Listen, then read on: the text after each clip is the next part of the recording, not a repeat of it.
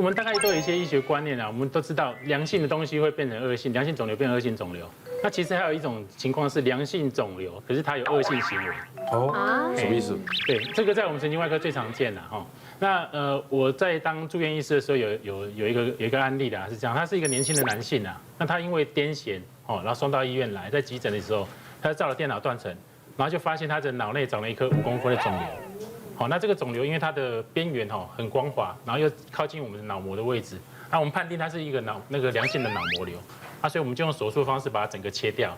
那病理报告也是良性的脑膜瘤了，好，然后这个治疗都很顺利啊，然后就回去了。可是，在1年后，还不到1年，他又因为意识不清，然后被送到急诊来，然后电脑断层一照，哇，里面长了3颗的肿瘤，哇，好，那我们当然也是先帮他把这个比较表浅的、比较大颗的肿瘤先移除掉。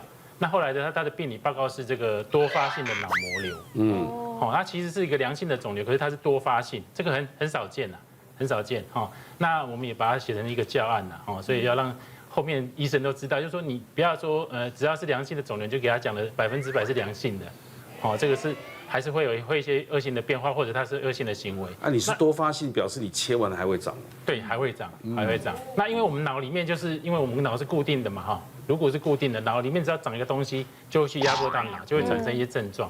所以它其实就是良性的肿瘤，它会有一个恶性的一个行为。那另外一个有名的例子就是李敖大师他在几年前就是诊断出他脑内有一个良性的肿瘤，可是当时的那个神经外科医师就判断他说他的这个寿命只剩下3年。那为什么良性肿瘤怎么会剩下3年？因为它是长在脑干。它脑干的良性肿瘤不能做手术啊？对，脑干是我们的生命中枢啦，我们的脑，然后变成脑干，然后再到脊椎下来，所以那个地方其实很小，大概4到5公分而已。那手术我们不能去动它的，不能去触碰它的。所以长这个等于宣判死刑了吗？就是等时间，就是等时间。而且它是良性的哦。对。就既然长了，还可以说你只剩下几年，它不是癌症。天哪！那以后技术有没有可能会？因为有一些放射治疗、化学治疗这种免疫治疗的方法，其实是可以使用的。那像我们那个脑膜瘤啊，其实我们人体很容易长脑膜瘤。